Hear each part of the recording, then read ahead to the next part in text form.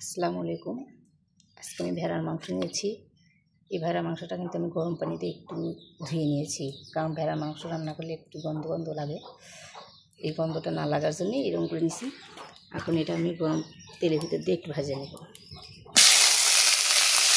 ভেজে নিলে গন্ধটা আরও কম লাগে না। সামান্য একটু হলুদ দিয়ে দেবো কালারটা আসার জন্য, সামান্য একটু লবণ দিয়ে দেবো। এরকম করে রান্না করলে একটু গন্ধটা লাগে না, তো গন্ধ লাগে। আমি ভেড়ার মাংস খেতে পারি না, তো একটু এরকম করে রান্না করলে খেতে পারি। আর পুরোটা পাকাভাবে রান্না করলে খাওয়া যায় না। এগুলো একটু আমি থেতলে করে নেবো।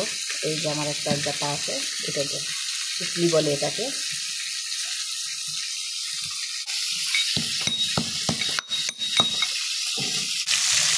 মাংসগুলো আমার ভাজা হয়ে গেছে, এগুলো আমি তুলে নেব।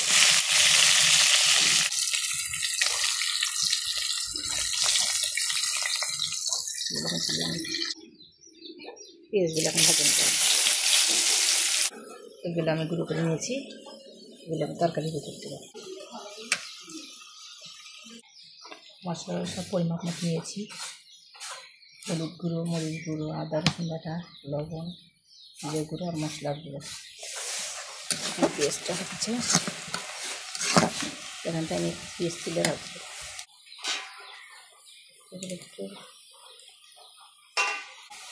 এখান থেকে পেঁয়াজ উঠে রাখবো, আমি মাংস নামানোর সময় দিয়ে দেবো।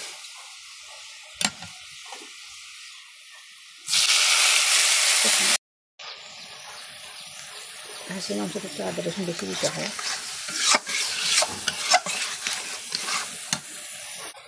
এই ভাজা মাংসগুলো এখন আমি মশলা কষানো দিয়ে দিই।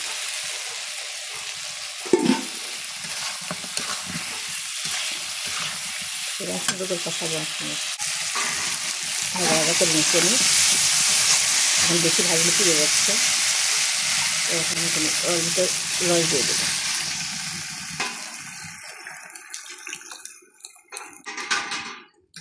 এটা আগে আমি এক রকম করে নেব।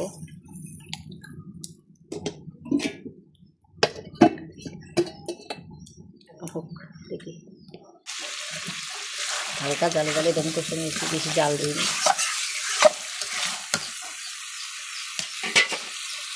এখন আমি গরম পানিগুলো দিয়ে দেবো।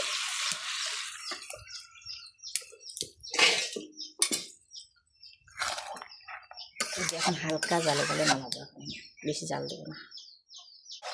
এখন আমার হচ্ছে ভেড়ার মাংস। বেশি ঢাকা দেবো না, কারণ একটু গন্ধ গন্ধ লাগে ভেড়ার মাংস, একটু এরকম করতে। ভাজা পেঁয়াজগুলি এখন আমি দিয়ে দেবো। ভাজা পেঁয়াজগুলি এখন আমি দিয়ে দেবো। হয়ে গেছে আমার মাংস। আমি কিন্তু 2 কষান দিয়েছি, 1 কষান আমি দেখাইনি। এখন আমি মশলা গুঁড়োটা দিয়ে দেবো। এই যে আমার মশলার গুঁড়ো একটু বেশি করে দিলাম।